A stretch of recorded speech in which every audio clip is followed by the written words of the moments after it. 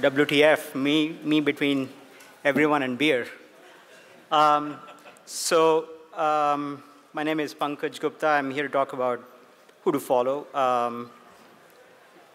talk about the architecture, and also about the systems and algorithms that are behind this. Actually, I'm going to talk about the version 1 of the system, which we launched and developed in 2010. So we have 3 years of experience running it in production to hundreds of millions of users.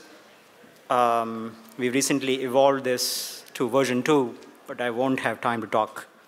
It's a good way of securing another talk at Graphlab. OK, so a little bit about me. I lead a group called Personalization and Recommender Systems at Twitter. As the name suggests, it's a group of data scientists and software engineers responsible for some of the recommendation systems at Twitter. Most of them are built on large graphs, so we do a lot of graph computations. We also work on personalization, which is user and content modeling, because we want to understand our users and the content, all the tweets that are flowing through Twitter, so that we can target content that is interesting to users. What I'm going to talk about really is actually our WWW paper that was presented by my co-author, Jimmy Lin, earlier in May. And I tweeted out a link to that paper. So some bedtime reading for all of you. OK, this is the paper, the outline. We'll talk a little bit about the product. What is the product? What are the manifestations of the work that we have done? To understand the design choices that we made, just going to give you an overview of some of the numbers, some of the characteristics of the Twitter follow graph, talk about a little bit about the architecture of the system, Cassivity, which is an open source graph library that's behind the architecture. And then I'll turn my attention to 2 very useful graph algorithms and primitives that have been very useful to us at Twitter, and touch upon the limitations of what I'm talking about, and which we are solving in the version 2. So product incarnations, there are 3 of these shown here. On the left-hand side are just recommendations of people to follow on Twitter. Apologies on the grammatically wrong who to follow. It should be whom to follow. But it is what it is. So that's the people recommendation side. And closely related to that product is what we call similarities. So when you follow someone on Twitter, on the web, you also see other follow recommendations similar to the account that you just followed. In this example, if you followed The New Yorker, you might also want to follow New York Magazine and maybe Vanity Fair. And likewise, on our mobile app, on Twitter's mobile app, if you go visit someone's profile, then it will show you some other accounts that are similar to the profile that you're visiting. And the idea is to maybe make you interested in these other profiles as well. So these are some product incarnations of the who to follow system. Next, just talking a little bit about the scale, just some numbers. And we at Twitter don't release numbers every month.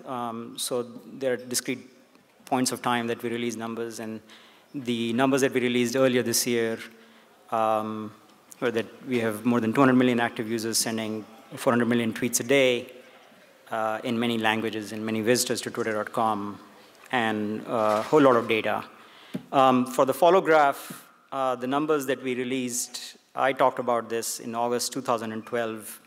And at that time, if you took a look at only the active users, then we have about 20 billion edges, 175 million nodes at that time. Obviously, we have moved on to much bigger number now.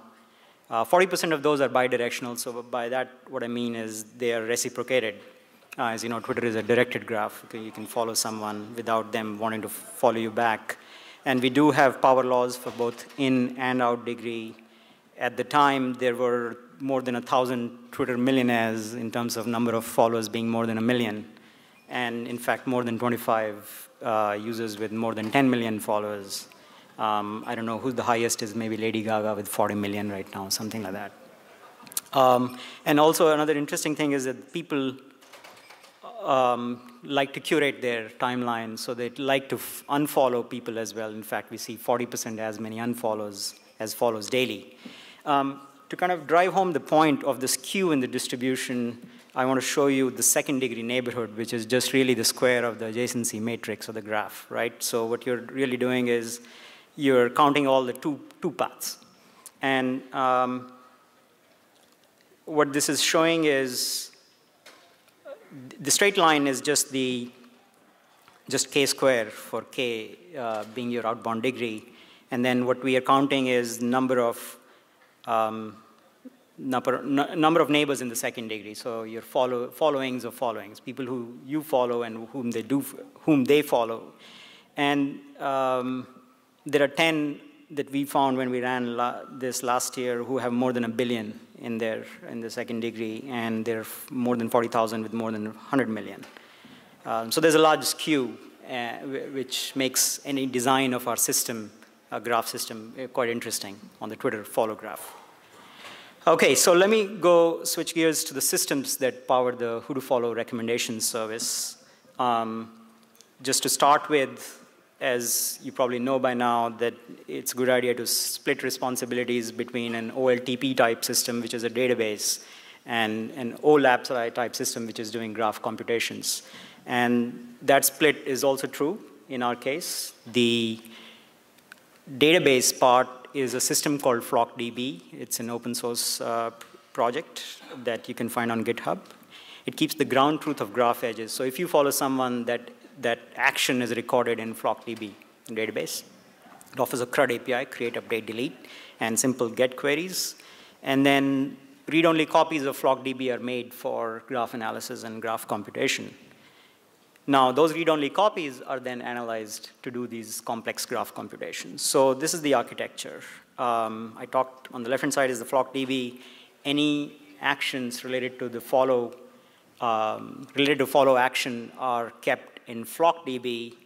Daily or nightly copies are made via Hadoop mappers to HDFS, which is then read into the system called Cassivary that I'll talk about in a bit.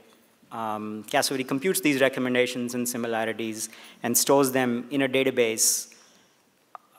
So the database is pretty simple, keyed by user ID, and says, okay, what are the recommendations, which are then read by an online service which actually serves those recommendations. Now the blender is what's reading from the database in an online fashion, reading from the database. And that's not sufficient because there's a latency in this whole loop, and we do want to give recommendations to people who have maybe joined in the last day. So there's some other real-time fetches which do computations based on whatever data that we have available for the users who are coming into the site. So FlockDB, just a slide on that. It's a standard architecture based on top of partitioned MySQL. And we at Twitter actually use MySQL pretty heavily, and we have contributed back to MySQL in a pretty significant way. And you can look at both FlockDB Gizzard, which is the partitioning and replication layer, as well as what we have done in MySQL to support that. As I said, the different partitions of FlockDB are then via Hadoop mappers copied to HDFS, stored in LZO compressed protobufs. And just a single note on that is that when you're doing any such copying in a real world system, you need to carefully throttle resource usage because mappers in HDFS, mappers in Hadoop are really sources of DOS attacks on your own systems. Okay, now to the interesting part on running the complex graph algorithms on large graphs. I think if you have been not sleeping the whole day, you probably don't need me to go over why Hadoop MapReduce may not be the most efficient way to do it. And there are many alternatives, some great alternatives talked about today. But when we started the project in 2010, none of them were available. And I would say the jury is still out even in 2013. So what did we do? Well, like all great smart engineers, we said we'll build it ourselves. And well, to be serious, there were really no alternatives available. And actually, I don't know if still there's something that is available that suits our needs. But, graph partitioning is hard. And so, and this is true. This is true in general for power law graphs of the kinds that we see, especially in social networks. And also true for the Twitter follow graph. You can analyze the weakly and strongly connected components, and you'll find basically a ball of hair, which good luck clustering that or finding better clusters of that. So our solution was simple. We said, well, let's not partition at all, and keep the whole graph in memory of a single machine. Actually, you can split the outgoing and incoming edges, and you can replicate for robustness. So basically, what you end up is n servers each keeping the whole copy of the outgoing edges of the graph in the memory of a single machine, and then another n servers keeping the reverse direction graph. So, the first time that you propose something like this, you kind of have to, before sharing it with anyone, you have to ask yourself, are you nuts? But turned out that the rationale for this design choice was actually robust. And let me just try to go over why we did that. And there's some lesson in that, I think, for us and for everyone. And so the rationale is no other turnkey alternatives available. And a quick back-of-the-envelope calculation suggested that we can do it, given our needs and technology trends. So I mentioned that in 2012, we had more than 20 billion edges.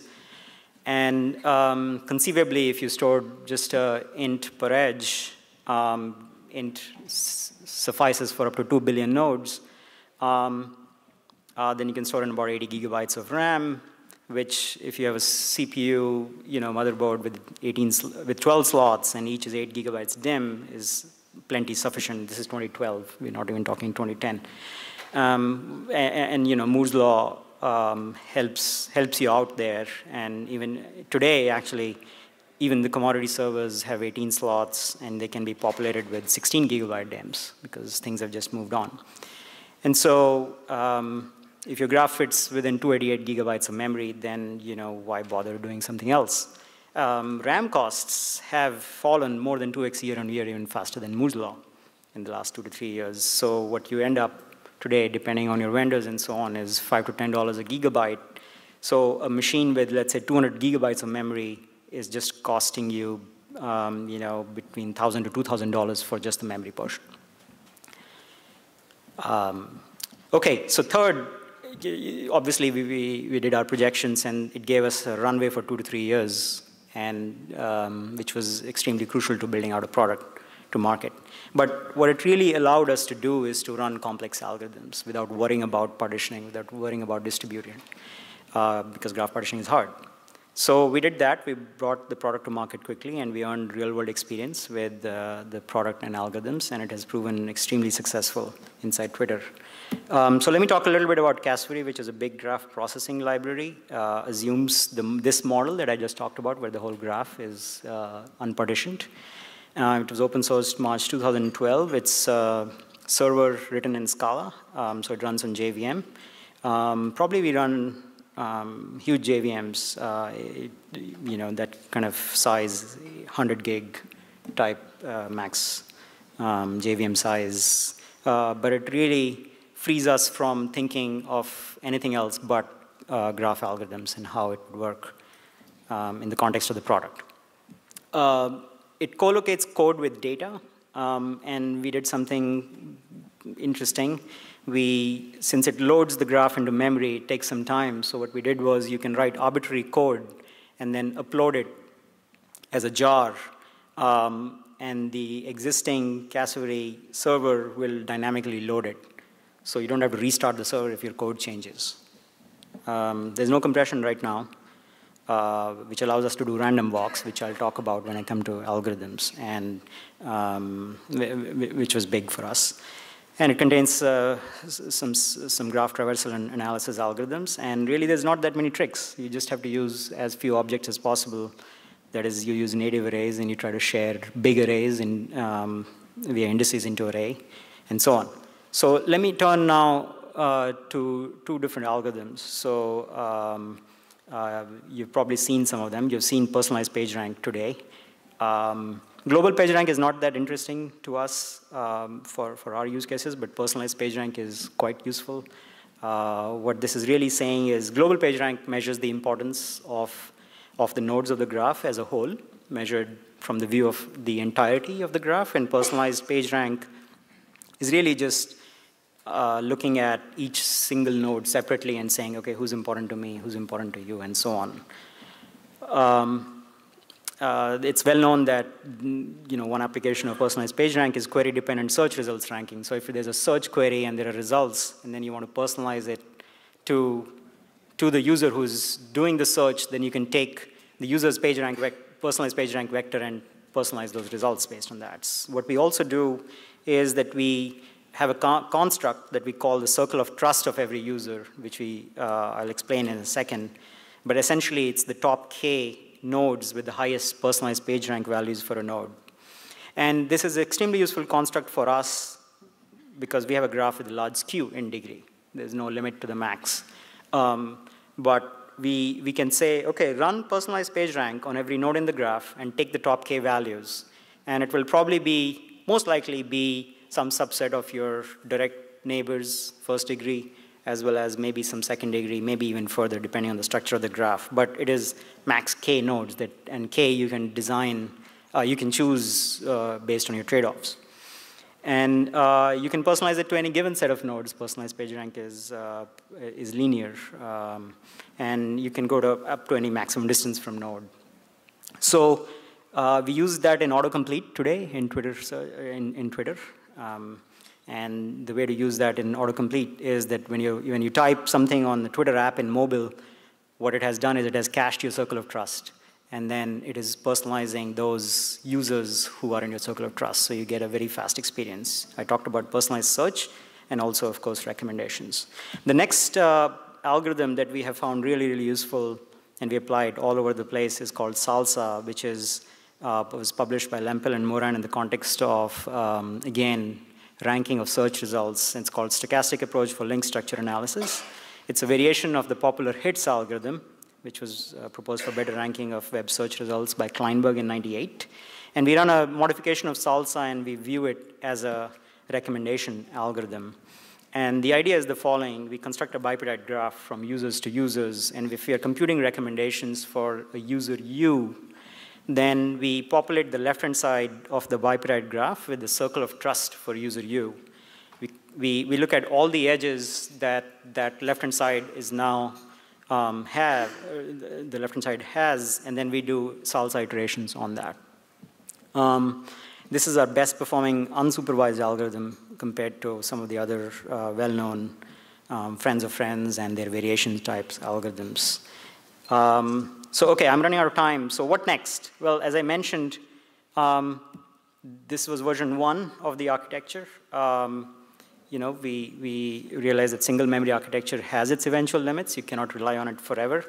And even bigger than that, the one lesson that we had was that there is such a thing has a lack of flexibility because we would like to attach arbitrary metadata to edges. So we've evolved into version 2 of the system in early 2013, and I will hopefully have a chance to talk about it sometime soon. But version 1 is very much still in picture, and I will make a plug for an account that you guys might want to follow. It's called Magic Rex, which is an experiment at this time that Twitter is doing. You can follow it, and it will send you a message whenever some hot stuff is happening amongst people that you follow. So check it out. So the real benefit of running a system in production for 3 years is really the lessons learned. And for me, have been 2 lessons. One, that for many large graphs, not all, single memory architecture is not only doable, but strongly preferable. And second, in the context of the product, aspects such as real-time recommendations and evaluation are as important, if not more important than algorithms. Sorry, I didn't get a chance to touch on those things. But in the context of Twitter, maybe even more so, real-time recommendations for sure. That's it. Thank you.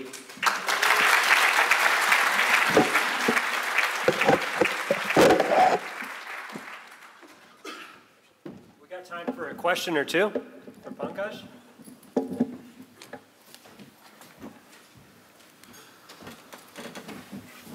Everybody wants beer and snacks? Thank you, Pankaj. Oh, we have a question. It's pretty impressive how far you took the single memory architecture. Would you offer any guidelines as to when you think you should start going, oh boy, this isn't going to do it anymore? So the question is, when did you start thinking about the next version? And we started thinking right away because we knew that we had 2 to 3 years of runway. But we never really knew because you don't know the future. So we started thinking right away. Moore's law is something that we can all bet on. Falling costs of hardware is something that you can bet on. But yeah, thinking right away is probably good. It kind of depends. I mean, there's so many promising architectures now, as you have seen in this conference, that maybe the state, I'm optimistic that there'll be more turnkey solutions available in a couple of years. So you might have, more time window available.